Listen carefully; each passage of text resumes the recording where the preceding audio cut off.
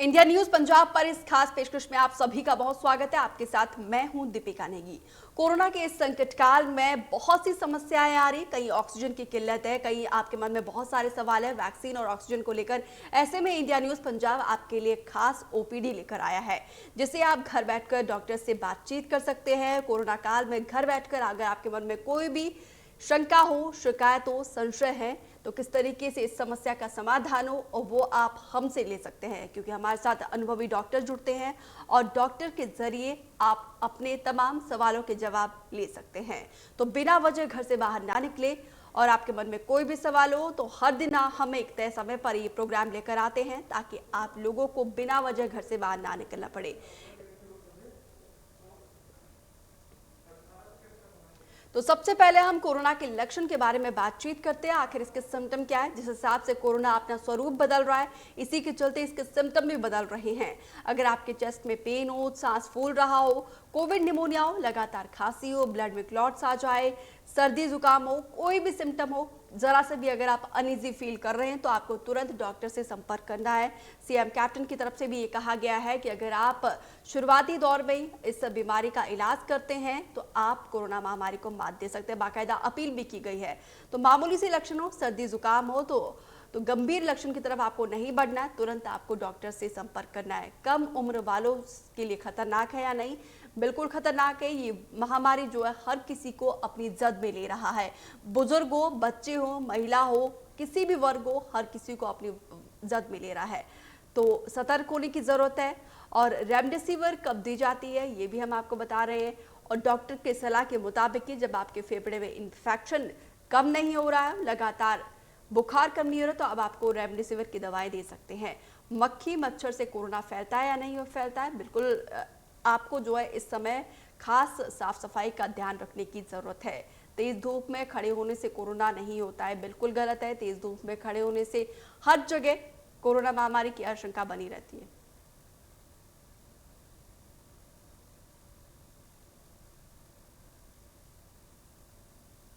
तो कोरोना और वैक्सीन पर चर्चा करने के लिए हमारे साथ डॉक्टर ईशा अरोड़ा जुड़ चुकी हैं। अगर आपके मन में वैक्सीन या फिर कोरोना को लेकर कोई भी सवाल है तो नीचे दिए गए फोन नंबर पर आप कॉल कर सकते हैं, पूछ सकते हैं। आपकी समस्या का समाधान केवल एक फोन कॉल की दूरी पर है। तो डॉक्टर ईशा अरोड़ा, आपका बहुत स्वागत है इंडिया न्यूज पंजाब पर।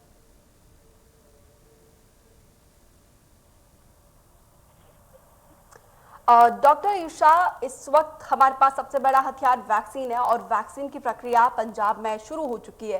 किस तरीके से चल रही है वैक्सीन की प्रक्रिया? ड्राइव कैसे चल रहा है?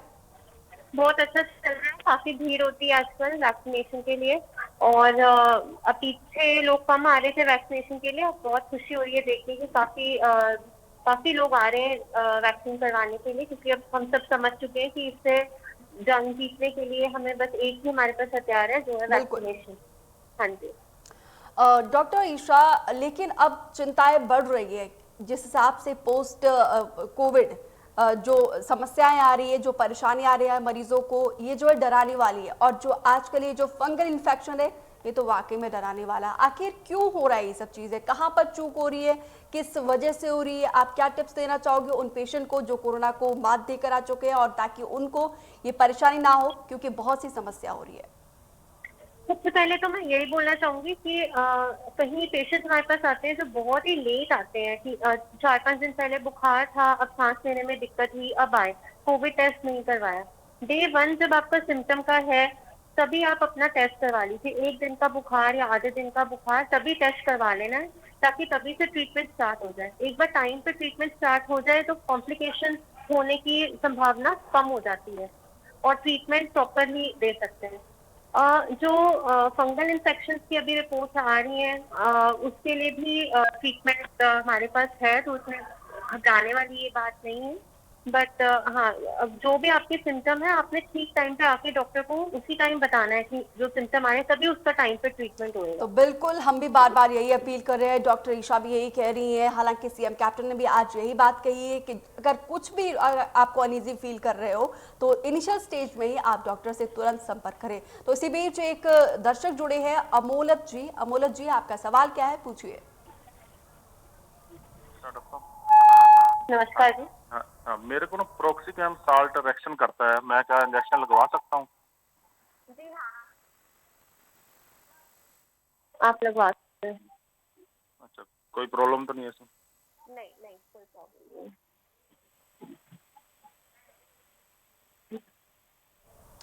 तो अमोलक जी, कोई समस्या नहीं होगी, आपको ये महामारी जद में ना ले, इसीलिए ये वैक्सीन लेकर आई है। वैज्ञानिकों ने जो है ना जाने कितने ट्रायल किए हैं, तब जाके इस वैक्सीन को अप्रूवल मिला है। तो बिना वजह, बिना शंका के आप वैक्सीन का डोज जरूर लें, ताकि ये महामारी आपको अपनी जद में ना ले।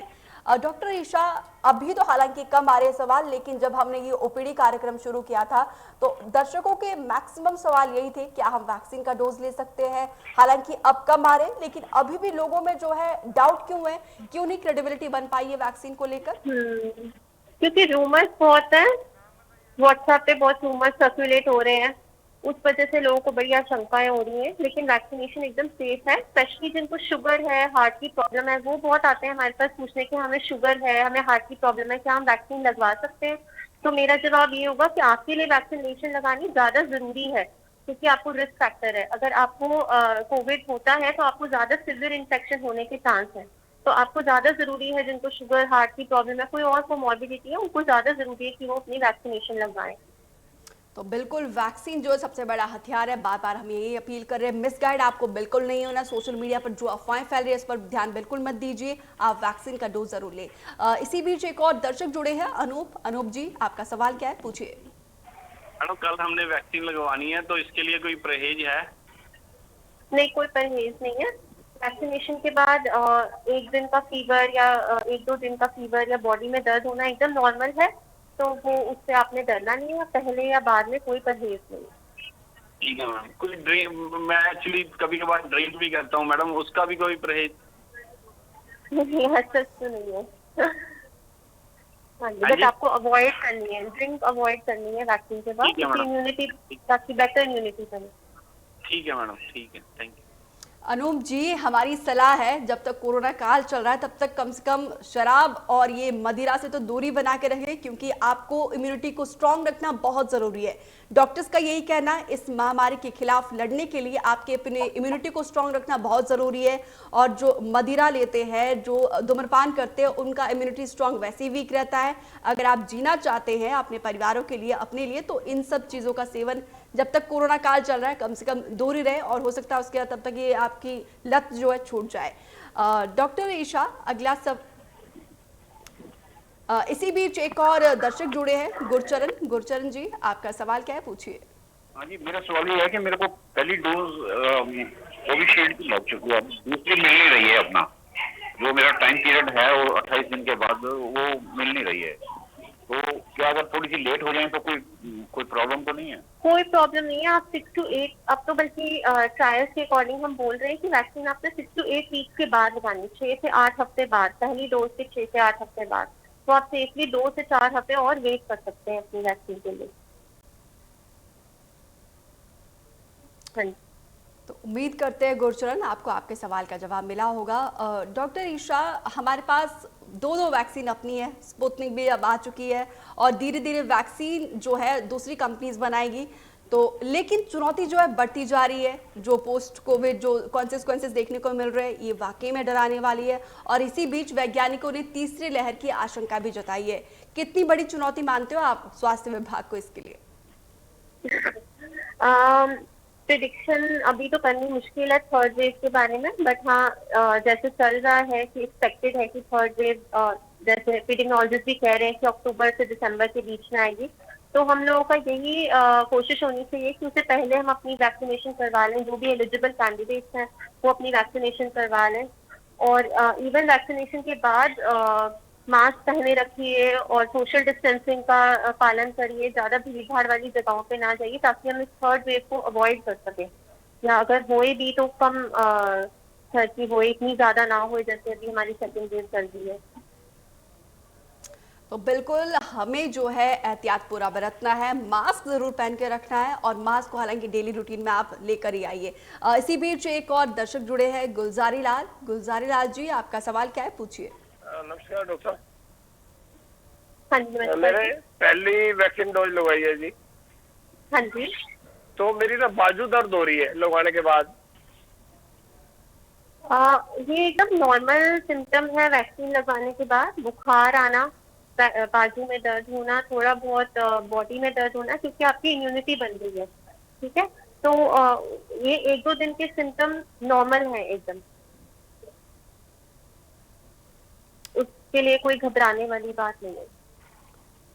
तो गुलजारी लाल जी, आप बिल्कुल पैनिक मत होइए।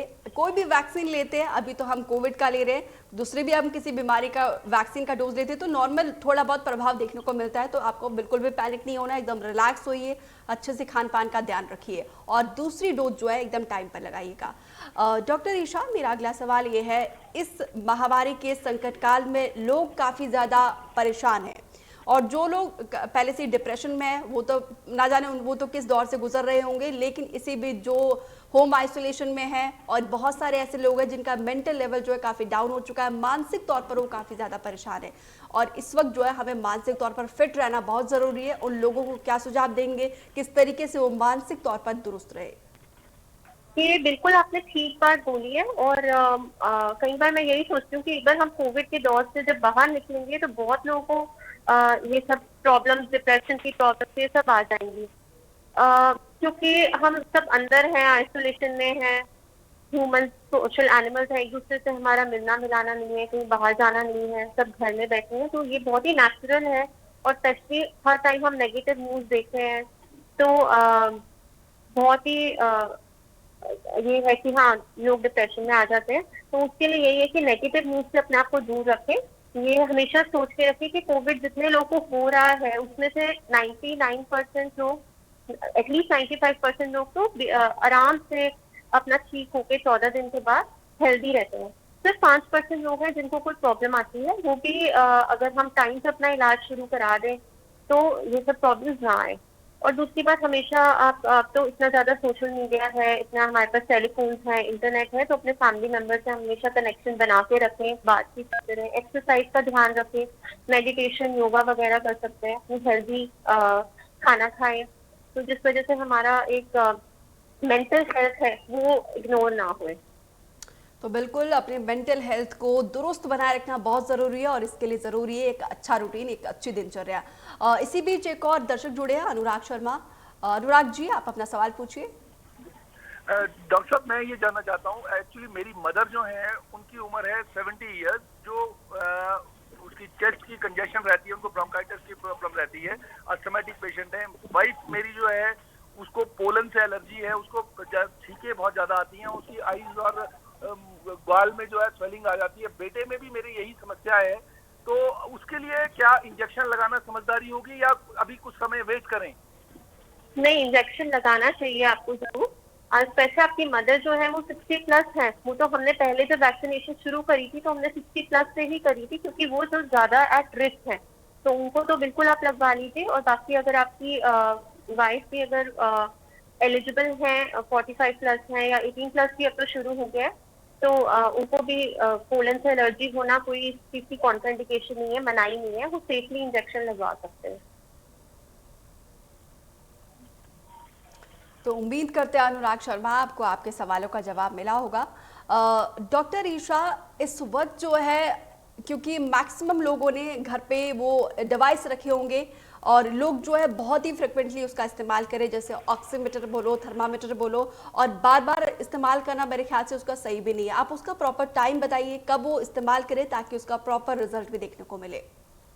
ये आई थिंक बार बार हम यूज कर रहे हैं बिना किसी सिम्टम के, ये it adds to the anxiety. आप सिर्फ एंजाइटी हो रही है आपको, आप टेंशन में आ रहे हैं कि वो अब 95 हो गया, वो अब 96 हो गया। पोजीशन के साथ कई बार ऑक्सीमीटर की रीडिंग ऊपर नीचे होती रहती है, बट एक बार अगर 92 से ऊपर है तो आप को कोई घबराने वाली बात नहीं है। आई थिंक अगर आप कोविड के पेशेंट हैं, अगर आपको बुखार आया है, आपने कोविड टेस्ट कराया, पॉजिटिव आया है, तो ही इसका यूज करना है। ऐसे ही घर में बैठे बैठे नहीं हमने चेक करना है कि जैसे इवन नॉर्मली भी होता है कि कई लोग बार बार बीपी अपना चेक करते हैं, तो वो उससे बस एंजाइटी होती है और कुछ नहीं। तो ये अगर आपको कोविड है तो आपने दिन में 2 बार जरूर अपना सैचुरेशन चेक करनी है, और अगर वो फॉल होनी शुरू हो रही है तो फिर हम बोलते हैं कि हाँ फ्रीक्वेंटली चेक करो। और एक आपने दिन में एक बार 6 मिनट वॉक टेस्ट करना है कि 6 मिनट आपने ब्रिस्क वॉक करके फिर अपनी सैचुरेशन देखनी है कि कितनी डिप हो रही है या नहीं हो रही है, और अगर वो फॉल होती है तो आपने उस टाइम अपने डॉक्टर को बताना है। तो बहुत अहम जानकारी साझा करें डॉक्टर ईशा आप। इसी बीच एक और दर्शक जुड़े हैं, कमलजीत जी, आपका सवाल क्या है? हमारा सवाल ये है कि हमारे इंजेक्शन दोनों कंप्लीट हो चुके हैं, पर हमें दोनों इंजेक्शन में बुखार नहीं आया था बिल्कुल भी। ठीक है, हाँ जी बताइए। हाँ जी, हमारे दोनों इंजेक्शन कंप्लीट हो चुके हैं, कोर्स पूरा हो चुका है, पर फर्स्ट इंजेक्शन में भी हमें कोई बुखार नहीं आया, सेकंड इंजेक्शन में भी नहीं कुछ भी पता चला। और तो ये इंजेक्शन हमें ठीक है कि जैसे आप कहते हैं बुखार आएगा, कोई परेशानी होगी, हमें दोनों इंजेक्शन बिल्कुल हम बिल्कुल ठीक थे दोनों इंजेक्शन में।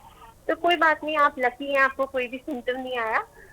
पर इंजेक्शन जैसे कोविड भी जिसको होता है, कईयों को बिल्कुल एसिम्टोमेटिक है, कोई भी सिम्टम नहीं आ रहा है, कईयों को सिर्फ एक दिन का बुखार हो रहा है, कईयों को इतनी ज्यादा प्रॉब्लम हो रही है कि वो एडमिट हो रहे हैं। वैसे ही वैक्सीन के बाद भी हमारी जो इम्यूनिटी बनती है उसमें कईयों को बॉडी ऐसे रिएक्ट करती है कि फीवर आ रहा है, कईयों को नहीं कोई सिम्टम आते। तो इसका मतलब ये नहीं है कि आपकी वैक्सीन ठीक काम।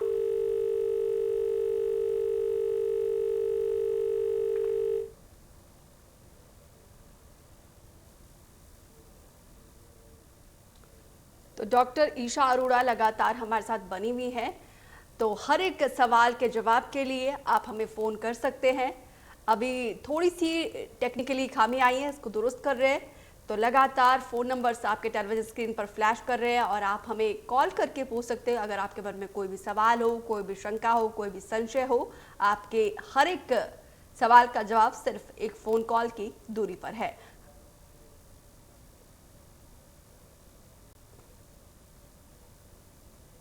डॉक्टर ईशा, आप डॉक्टर्स, स्वास्थ्य विभाग के हर एक कर्मी, आप लोगों के लिए दिल से सलाम। आप लोग ना जाने कितनी बड़ी चुनौती में सेवाएं दे रहे, इसके लिए देश हमेशा ऋणी रहेगा।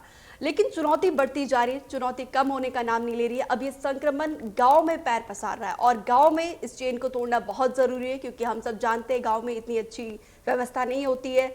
अब ये कितनी बड़ी चुनौती मान रहे हैं आप लोग इसको, क्योंकि दारोमदार तो आप लोगों के कंधे पर है। ये एक बहुत बड़ी चुनौती है, बिकॉज आपने ठीक बोला, एक तो हेल्थ केयर सर्विसेज इतनी अच्छी नहीं है हमारे गांव में, और दूसरी बात ये है कि लोग भी मुझे लगता है अभी भी डिनायल मोड में है कि वो एक्सेप्ट नहीं कर रहे हैं कि हाँ हम एक महामारी के बीच में हैं। एक दिन का बुखार या एक दिन का कोई भी सिम्टम वो इग्नोर कर देते हैं।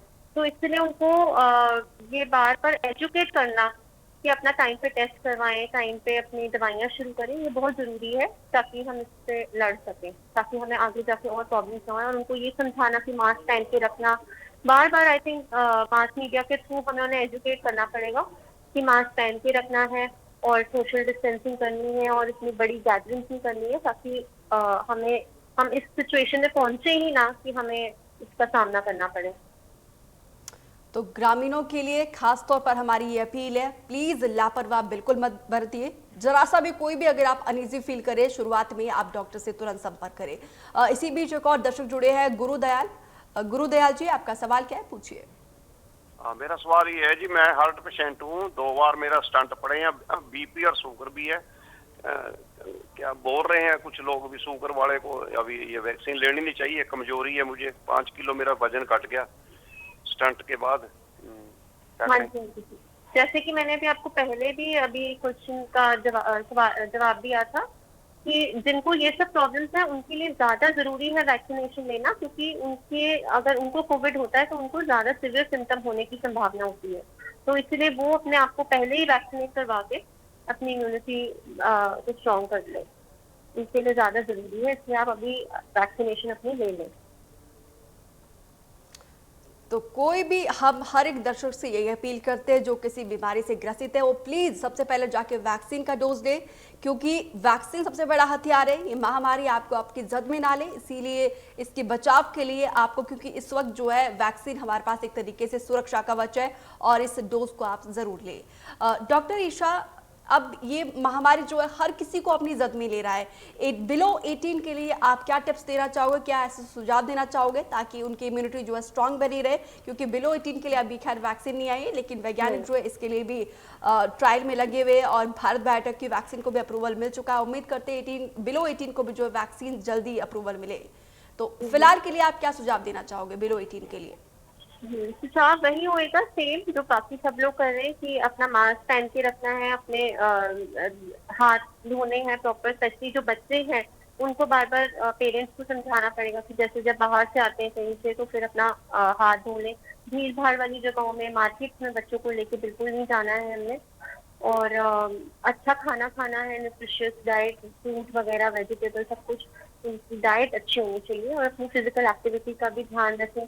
ब्रीदिंग एक्सरसाइजेज अगर कर सकते हैं तो वो बहुत ही अच्छी बात होगी। तो बिल्कुल अहम जानकारी साझा कर रही है डॉक्टर ईशा आप। इसी बीच एक और कॉलर जुड़े हैं, सुखदीप जी, आपका सवाल क्या है? हाँ जी डॉक्टर साहब, मैंने ये पूछना है, मेरे को दोनों इंजेक्शन लग चुके हैं। तो हाँ जी, ना मेरे को खांसी जुकाम कुछ नहीं है, लेकिन अभी भी ना शरीर में थकावट सी आ जाती है थोड़ा सा काम करते समय। कितना टाइम हो गया आपकी सेकंड डोज लगे? सेकंड डोज लगे हुए जी 1.5 महीना हो गया जी, तकरीबन 23 मार्च को लगा था। तो मोस्टली वैक्सीन से रिलेटेड नहीं है, क्योंकि वैक्सीन का सिम्टम्स इतने दिन तक नहीं चलेंगे। 1-2 दिन जो भी आएंगे सिम्टम्स, आप बस अपना लाइफस्टाइल थोड़ा चेंज करो, थोड़ा एक्टिव करो, उससे आपको बेटर फील होगा। हाँ जी। तो उम्मीद करते हैं सुखदीप आपको आपके सवाल का जवाब मिला होगा। डॉक्टर ईशा, कितनी मजबूती से हम लड़ रहे कोरोना महामारी के खिलाफ और कब तक उम्मीद है कि हम इससे जंग जीत जाएंगे? ये तो बताना अभी बहुत मुश्किल है कि कब तक जंग जीत जाएंगे, बट हाँ, हम अपनी कोशिश पूरी कर रहे हैं जितना हमसे हो पा रहा है। हम अपने पेशेंट का पूरे अच्छी तरीके से ध्यान रख रहे हैं और मास मीडिया भी काफी अच्छा रोल प्ले कर रहा है इसमें, पेशेंट लोगों को बार बार एजुकेट कर रहा है, जो बहुत ही एक अच्छी बात है। तो डॉक्टर ईशा, आप हमारे मंच पर आए। आप डॉक्टर्स अस्पतालों में भी अपनी अचूक सेवाएं दे रहे हैं, यहाँ पर आकर आपने तमाम दर्शकों के जवाब दिए, इसके लिए मैम बहुत बहुत शुक्रिया। तो कोरोना के हालातों के मद्देनजर इंडिया न्यूज और ITV फाउंडेशन आपसे यही अपील करता है कि बुखार, खांसी या फिर जुकाम होने पर सीधे दवा की दुकान पर जाकर ना लें और पहले किसी डॉक्टर से संपर्क करें, कोविड टेस्ट कराएं और अगर रिजल्ट पॉजिटिव भी आता है तो घबराना बिल्कुल भी नहीं है, पैनिक नहीं होना है। खुद को आइसोलेट करें और किसी के भी संपर्क में आने से बचें। डॉक्टर की बताई हुई दवाएं जरूर लें और बिना वजह पैनिक आपको बिल्कुल नहीं होना है।